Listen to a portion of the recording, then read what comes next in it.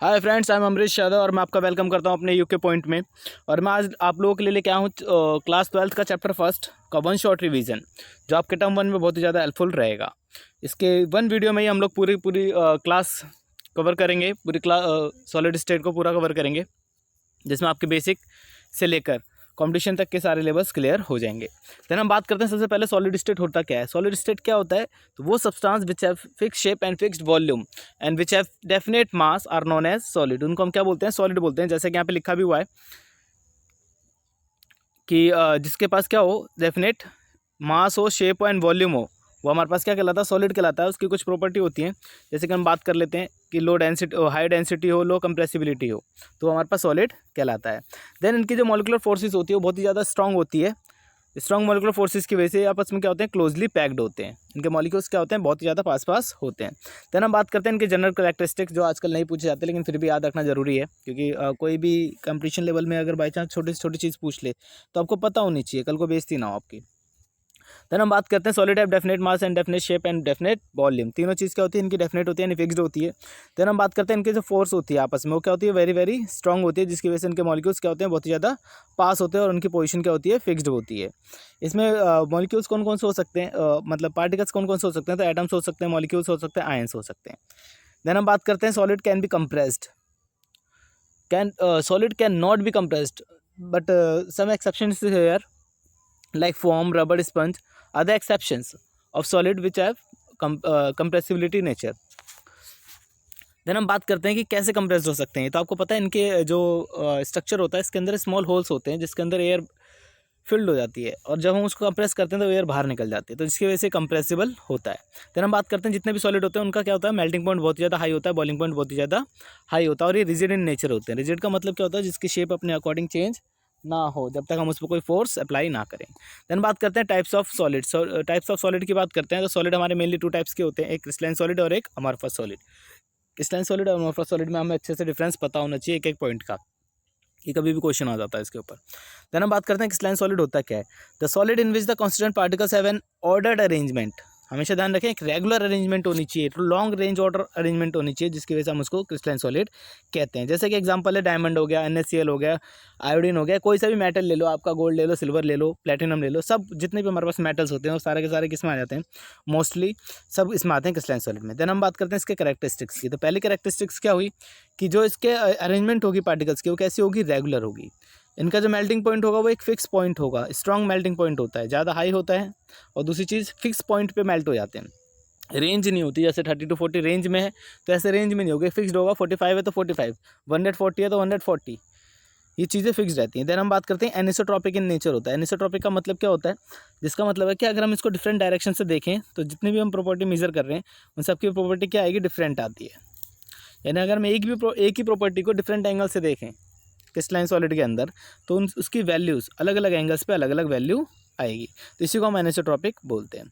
फिर हम बात करते हैं इसकी जो ज्योमेट्री होती है वो डेफिनेट होती है, फिक्स्ड होती है, और जब हम इसको कट करते हैं तो शार्प एज आती है। फिर हम बात करते हैं लॉन्ग रेंज ऑर्डर होता है अरेंजमेंट का पार्टिकल्स का। जो अरेंजमेंट होती है वो कैसी होती है? लॉन्ग रेंज ऑर्डर होती है। देन हम बात करते हैं सेकंड पॉइंट की, देखते हैं जरा सेकंड पेज पे। तो सेकंड पेज हमारा दिखा रहा है classification of crystalline solid. Crystalline solid को किस पार्ट्स में हम क्लासिफाई कर सकते हैं? तो देखिए यहाँ पर क्रिस्टलाइन सॉलिड को मेनली 4 टाइप्स में कैटेगराइज करते हैं, एक molecular solid, ionic solid, metallic solid and covalent solids. Then हम बात करते हैं सबसे पहले अमॉर्फस सॉलिड के बारे में, क्योंकि हमें डिफरेंस पता होना चाहिए crystalline solid and amorphous solid के अंदर। तो क्रिस्टलाइन सॉलिड का हमने देखा था क्या था कि लॉन्ग रेंज ऑर्डर था और रेगुलर अरेंजमेंट थी, लेकिन इसके अंदर क्या होती है? Do not have ordered arrangement. इनकी जो अरेंजमेंट होती है वो ऑर्डर नहीं होती, और दूसरी चीज़ शॉर्ट रेंज ऑर्डर होता है। देन हम बात करते हैं इसके एग्जांपल्स की। तो एग्जांपल देख लें, प्लास्टिक, ग्लास, ये सारे हमारे इसके एग्जांपल होते हैं, रबड़, प्लास्टिक, ग्लास। देन हम बात करते हैं अमॉर्फस सॉलिड के कुछ कैरेक्टरिस्टिक्स यानी प्रॉपर्टीज़ के बारे में। तो इनकी सबसे पहली चीज़ इरेगुलरिटी होती है। जो पार्टिकल्स अरेंज होते हैं वो रेगुलर फॉर्म में अरेंज नहीं होते, इरेगुलर फॉर्म में अरेंज होती हैं। इनका जो मेल्टिंग पॉइंट होता है वो भी शार्प नहीं होता। कैसा होता है? रेंज ऑफ ऑर्डर होता है, 30 to 40 या 90 to 110 ऐसे करके रेंज होती है, उस रेंज में ये मेल्ट करते हैं। देन हम बात करते हैं रेगुलर अरेंजमेंट नहीं होती, आइसोट्रॉपिक होते हैं। आइसोट्रॉपिक का मतलब क्या होता है कि अगर हम किसी प्रॉपर्टी को देखें किसी अदर एंगल्स पे तो सबकी वैल्यू क्या है? सेम नजर आए, तो वो होता है आइसोट्रॉपिक। देन हमने पहले ही पढ़ रखा है शॉर्ट रेंज ऑर्डर होता है, तो इसकी भी प्रॉपर्टी कुछ उसकी जैसी है, बस उसमें अपोजिट हो जाती हैं, उसमें लॉन्ग रेंज ऑर्डर होता है, इसमें शॉर्ट रेंज ऑर्डर होता है। देन हम बात करते हैं आइसोट्रॉपी एनिसोट्रॉपी का मतलब क्या होता है। देन हमने बात पहले ही जान लिया था आइसोट्रॉपी एनिसोट्रॉपी का मतलब क्या होता है, जिसमें जो सारी वैल्यू किसी भी फिजिकल प्रॉपर्टी की अगर हम अलग अलग एंगल से देखें, डायरेक्शन से देखें, तो वो कैसे सेम नजर आए तो वो आइसोट्रॉपी, और डिफरेंट नजर आए तो एनिसोट्रॉपी होती है। देन हम बात करते हैं डिफरेंट टाइप्स ऑफ सॉलिड्स की। देन हम बात करते हैं different types of solid, crystalline solid. Different type of crystalline solid को हम मेनली 4 कैटेगरी में डिफरेंशिएट करते हैं। Molecular solid, ionic solid, metallic solid and covalent solid. Covalent solid को नेटवर्क सॉलिड भी बोला जाता है। देन हम बात करते हैं मॉलिक्यूलर सॉलिड। मॉलिक्यूल्स के सॉलिड्स के हमारे जो कॉन्स्टिट्यूएंट पार्टिकल्स होते हैं वो क्या होते हैं, मॉलिक्यूल्स होते हैं। यानी किससे मिलकर बना है मॉलिक्यूलर सॉलिड, मॉलिक्यूल से मिलकर बना है। ऐसे आयनिक सॉलिड किससे मिलकर बना है, आयन से मिलकर बना है। आयंस कितने टाइप के होते हैं, पॉजिटिव और नेगेटिव आयन से मिलकर बना होता है आयनिक सॉलिड। मेटेलिक सॉलिड में पॉजिटिव आयंस होते हैं जो सी ऑफ इलेक्ट्रॉन्स के अंदर रहते हैं। देन हम बात करते हैं कोवलेंट सॉलिड में एटम्स होते हैं। देन हम बात करते हैं मॉलिक्यूलर सॉलिड को 3 कैटेगरी में फिर द्वारा डिवाइड कर दिया जाता है, non polar, polar and hydrogen bonding. Non polar, polar and hydrogen bonding के बेस में। देन बॉन्डिंग के बात करते हैं कि इसमें फोर्सेस कौन सी होती है, मॉलिक्यूलर फोर्सेस कौन कौन सी होती हैं। तो मॉलिक्यूलर सॉलिड में होती है हमारे पास डिस्पर्जन फोर्सेस यानी लंडन फोर्सेस। पोलर में होती है डाइपोल डाइपोल इंटरेक्शन, और हाइड्रोजन बॉन्डिंग, हाइड्रोजन बॉन्डिंग में आपको पता, नाम से पता चल रहा है हाइड्रोजन बॉन्डिंग होती है। इसके बाद हमें याद रखना है इसमें एग्जाम्पल्स कौन कौन से होते हैं। तो नॉन पोलर आपको पता है जितने भी हमारे पास इनर्ट गैसेस हैं, जैसे आर्गन हो गया, ये हमारे पास क्या होता है, नॉन पोलर में आता है। हाइड्रोजन हो गया, आयोडीन हो गया, CO2 हो गया, CCl4 हो गया, ये हमारे किस में आते हैं, नॉन पोलर में आते हैं। इनका नेचर कैसा होता है, यानी फिजिकल नेचर कैसा होता है, हार्ड होते हैं, सॉफ्ट होते हैं। तो ये होते हैं सॉफ्ट, इंसुलेटर होते हैं, वेरी लो, इनका मेल्टिंग पॉइंट होता है। ये तीनों जो चीज़ है मॉलिक्यूलर सॉलिड, ये तीनों की तीनों इंसुलेटर होते हैं। तीनों के तीनों सॉफ्ट नहीं होते, सिर्फ 2 ही सॉफ्ट होते हैं और एक हार्ड होता है। कौन सा वाला हार्ड होगा, जो आइस बनाएगा। आइस आपको पता है हार्ड होता है, सर पर मारो तो सर फट जाता है। तो आइस के बारे में ध्यान रखना, हार्ड होता है, लेकिन होता वो भी इंसुलेटर ही है, और मेल्टिंग पॉइंट इसका भी लो ही होता है। देन हम बात करते हैं इसके बॉन्डिंग के बीच में। तो हाइड्रोजन बॉन्डेड है तो हाइड्रोजन बॉन्डिंग होगी। पोलर में कौन सी फोर्सेस होगी, डाइपोल डाइपोल इंटरेक्शन होगी। इसके बाद देखते हैं आयनिक सॉलिड। आयनिक सॉलिड में आपको पता है अपोजिट चार्ज होंगे, पॉजिटिव और नेगेटिव आयंस होंगे। तो इसमें फोर्सेस कौन सी लगेगी, कोलम्बिक फोर्सेस यानी इलेक्ट्रोस्टैटिक फोर्स लगेगी। एग्जांपल आपको सबसे बेस्ट याद रहता है NaCl। आपको एक और याद रखना है ZnS और CF2। ZnS हो गया जिंक सल्फाइड, और CF2 हो गया कैल्शियम फ्लोराइड। इसके बाद बात करते हैं ये कैसे होते हैं आयनिक सॉलिड। बचपन से पढ़ते हुए हार्ड एंड ब्रिटल होते हैं, इनका मेल्टिंग पॉइंट भी बहुत ज़्यादा हाई होता है। ये इंसुलेटर होते हैं सॉलिड स्टेट में, but liquid state and melted state में क्या होते हैं, ये एक्वस स्टेट में क्या होते हैं, कंडक्टर होते हैं। ये इनकी खासियत है। इसके बाद बात करते हैं मेटेलिक सॉलिड। मेटेलिक सॉलिड में आपको पता है पॉजिटिव आयन होते हैं जो कि C ऑफ इलेक्ट्रॉन्स के अंदर रहते हैं।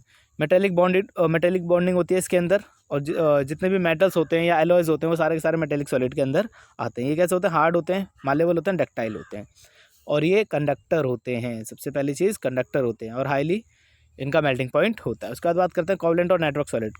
ये किससे मिलकर बने होते हैं, एटम से मिलकर बने होते हैं। कोवलेंट बॉन्डिंग होती है।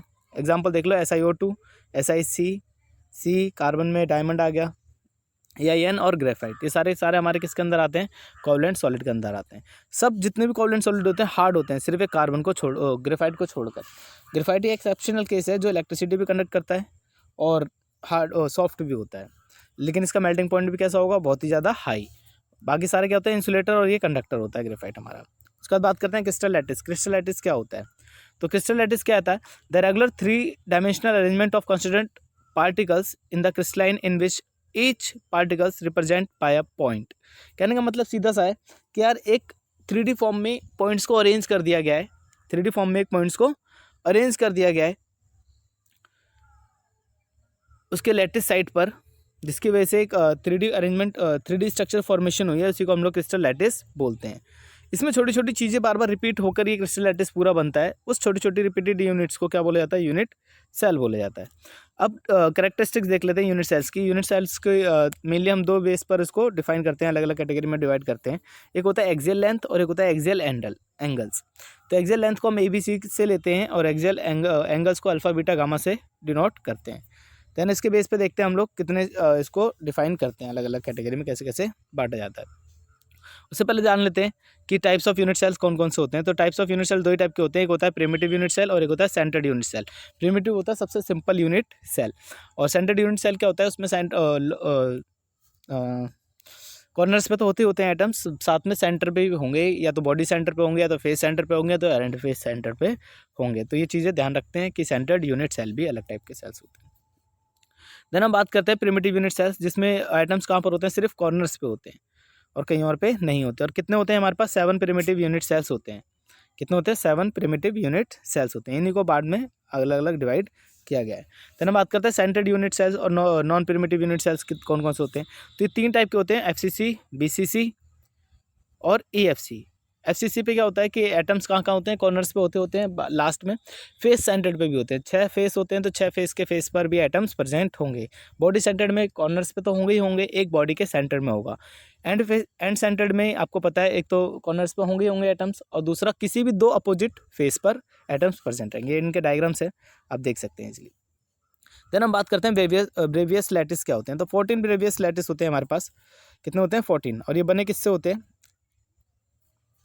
किससे बने होते हैं, जो हमारे पास 7 ये प्रिमिटिव यूनिट सेल्स थे, इन्हीं से बने होते हैं 14 के 14 ब्रेवियस लैटिस। एग्जांपल्स देख लेते हैं। सबसे पहले हमारे पास आता है क्यूबिक, जिसमें तीनों साइड इक्वल होती है, तीनों एंगल इक्वल होता है, 90 डिग्री का एंगल होता है। एग्जांपल देख लो, NaCl, ZnS, डायमंड। देन हम बात करते हैं टेट्रागोनल। टेट्रागोनल में क्या होता है हमारे पास, साइड A B के इक्वल होती है, लेकिन C के इक्वल नहीं होती है। ऐसे एंगल सारे इक्वल होते हैं। ऑर्थोरोम्बिक में देखिए, तीनों साइड इक्वल नहीं होती, लेकिन एंगल सारे इक्वल होते हैं। हेक्सागोनल में क्या होगा, एक साइड B के इक्वल होगी, लेकिन C के इक्वल नहीं होगी। फिर दोबारा ये रिपीट कर रहा है, देखिए, फिर ये दोबारा रिपीट करेगा। लास्ट में जो हमारे पास ये तीसरा था, तीसरे को रिपीट कर देंगे 2 बार। एंगल्स में देखिए, पहले हमने तीनों एंगल्स इक्वल रख दिए, दूसरे में हमने क्या रखा, अल्फा बीटा के इक्वल रखा, लेकिन 90 डिग्री के इक्वल रखा, और गामा 120 रख दिया। तीसरे में हमने क्या करा, अल्फा बीटा गामा तीनों इक्वल रखा, लेकिन 90 डिग्री के इक्वल नहीं रखा। उसके बाद में क्या रखा, अल्फा गामा के इक्वल रखा 90 डिग्री, लेकिन बीटा 90 डिग्री के इक्वल नहीं रखा। और लास्ट में तीनों ही 90 डिग्री इक्वल नहीं होते, ना आपस में इक्वल होते, ना 90 डिग्री के इक्वल होते हैं। चीज़ अच्छे से याद रखें, क्योंकि इसके ऊपर एक क्वेश्चन आते ही आता है, इंपॉर्टेंट है, मान के चलें आप MCQ के हिसाब से। देन हम बात करते हैं कि नंबर ऑफ एटम्स कितने हो सकते हैं एक यूनिट सेल के अंदर। तो नंबर ऑफ एटम्स कैसे निकालेंगे, अगर हम सिंपल की बात करें तो सिंपल में सिर्फ एटम्स कहाँ प्रेजेंट होते हैं, कॉर्नर्स पे, और एक कॉर्नर 8 रूम्स में डिवाइड रहता है। तो एक कॉर्नर पे अगर एक एटम रखा है, तो उसका कितना पार्ट एक रूम के अंदर रहेगा, तो 1/8। और ऐसे कितने कॉर्नर है एक रूम के अंदर, 8, तो मल्टीप्लाई करेंगे 8 से, तो हमारे पास टोटल एटम आ जाएंगे 1। ऐसे हम बात करते हैं BCC की। BCC के अंदर क्या होता है, एक तो कॉर्नर का एटम हो गया 1, और एक हो गया बॉडी के सेंटर का, तो हो गया टोटल एटम 2। ऐसे FCC की बात करते हैं, आपको पता है कॉर्नर का एक एटम हो गया, कॉर्नर का एक एटम हो गया। देन फेस सेंटर, फेस कितने हमारे पास 6, हर फेस पे आधा आधा एटम लगाओगे आप, तो टोटल कितने एटम हो जाएंगे, 3 वो और एक के, 4 एटम टोटल होते हैं। बात करते हैं क्लोज पैकिंग स्ट्रक्चर्स की। तो क्लोज पैकिंग स्ट्रक्चर्स क्या होते हैं हमारे पास, कि जितने भी एटम्स की अरेंजमेंट होती है क्रिस्टलाइन सॉलिड्स के अंदर, वो अरेंज होते हैं किसी न किसी ऑर्डर में, उसी अरेंजमेंट को हम लोग क्लोज पैकिंग स्ट्रक्चर्स कहते हैं। देखते हैं इसमें सबसे पहले हम बात करते हैं कि अगर हम अरेंज करें इन वन डायमेंशनल में होगा, तो एक रो में ही अरेंज हो पाएंगे एटम्स, और एक रो में जब एटम्स अरेंज होंगे तो उनका कोऑर्डिनेशन नंबर कितना होगा, 2, क्योंकि एटम्स कैसे अरेंज होंगे, 1 2 3 4 ऐसे अरेंज होंगे, तो इसका कोऑर्डिनेशन नंबर देखा तो एक इधर कॉन्टैक्ट, एक इधर कॉन्टैक्ट, तो 2 इसका कोऑर्डिनेशन नंबर बनता है। देन हम बात करते हैं क्लोज पैकिंग इन 2 डायमेंशनल। जब 2 डायमेंशनल में देखेंगे हम लोग,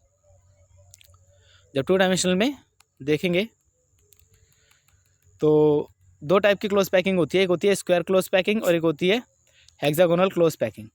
स्क्वायर क्लोज पैकिंग कब होगी, जब एक के नीचे एक, जो डायग्राम दिख रहा है आपको, एक के नीचे एक जब अरेंज करेंगे, तो जो हमारे पास पैकिंग आती है ए टाइप आती है, जिसको हम लोग स्क्वायर क्लोज पैकिंग कहते हैं। इसे स्क्वायर क्यों बोलते हैं, क्योंकि इसमें जो कोऑर्डिनेशन नंबर चेक करने के लिए बनाया जाता है वो स्क्वायर टाइप का बनता है, बार बार स्क्वायर बन रहा होता है, इसलिए स्क्वायर पैकिंग बोलते हैं। ऐसे अगर हम बात करते हैं हेक्सागोनल क्लोज पैकिंग में, तो इसको अरेंज करते हैं ए, और जो बी वाला है उसको थोड़ा नीचे, जैसे अलग टाइप में अलग डायमेंशंस में रखते हैं, जैसे कि यहाँ दिख रहा है आपको, ये इस तरीके से अरेंज करते हैं। तो इसमें जो कोऑर्डिनेशन नंबर आता है वो 6 आता है, तो इसलिए इसको बोला जाता है हेक्सागोनल क्लोज पैकिंग। देन हम बात करते हैं 3 डायमेंशन में। 3 डायमेंशन में जो हमारी होती है वो क्या होती है, स्क्वायर क्लोज पैकिंग और hexagonal close packing. Square close packing कब होगी, जब हम इसी पैकिंग को लेयर के ऊपर 3 डायमेंशनल में रखेंगे, तो वो क्या हो जाएंगे हमारे पास क्यूब, यानी स्क्वायर क्लोज पैकिंग। और जब हम हेक्सागोनल को लेयर के ऊपर रखेंगे, तो हो जाती है हमारे पास हेक्सागोनल क्लोज पैकिंग। इनके हमें मेनली क्या याद रखना है, कोऑर्डिनेशन नंबर होता क्या है, कोऑर्डिनेशन नंबर क्या होता है, द नेबरहुड एटम्स, या सिंपली बोल सकते हो the neighbouring atoms present to us atom. किसी भी एक एटम की जितने भी नेबरेस्ट या नियरेस्ट एटम होंगे, वही हमारे क्या कहलाते हैं, कोऑर्डिनेशन नंबर कहलाते हैं। जो डायरेक्ट कांटेक्ट में होंगे वो हमारे कोऑर्डिनेशन नंबर कहलाएंगे। तो आपको याद रखना है एससीपी सीसीपी के कितने होते हैं 12, बीसीसी के कितने होते हैं 8 और सिंपल के कितने होते हैं 6। तो ये चीज़ें हमें अच्छे से याद रहनी चाहिए। देन हम बात करते हैं एटॉमिक रेडियाई। एटॉमिक रेडियाई क्या होता है कि एटम की रेडियस अगर हमें निकालनी है तो कैसे निकालेंगे। तो अब अगर हमें एज पता है तो इनके बीच में हमें 3 रिलेशन याद रखने हैं, सिंपल के लिए, बीसीसी के लिए और एफसीसी के लिए, जो कई बार पूछ लिया जाता है। देन हम बात करते हैं सबसे पहले सिंपल के लिए। सिंपल के लिए जो रेशियो होगा वो होगा R=A/2। देन बीसीसी के लिए अगर रेशियो देखा जाए तो R=√3/4 और एफसीसी के लिए देखा जाए तो R=A/√2। इसको याद करने का एक और तरीका है, A=2R और सिंपल लिख सकते हैं 4R=√2A और 4R=√3A। 3 तरीके से हम इसको मतलब 2 तरीके से इसको याद रख सकते हैं। तो ये वाले याद कर लो, या याद कर लो A=2R, 4R=√2A, 4R=√3A। ये हो गया सिंपल के लिए, ये हो गया हमारा एफसीसी के लिए और ये हो गया हमारे पास बीसीसी के लिए। ठीक है, तो याद रखने के अपने अपने तरीके होते हैं, आप जैसे मर्जी करें वैसे याद कर सकते हैं। तो आगे देखते हैं हम लोग वर्ड्स के बारे में। चलिए, वर्ड्स क्या होते हैं। जब हम एटम्स को अरेंज कर रहे होते हैं तो एटम्स के बीच में क्या बनता है, स्पेस बनता है।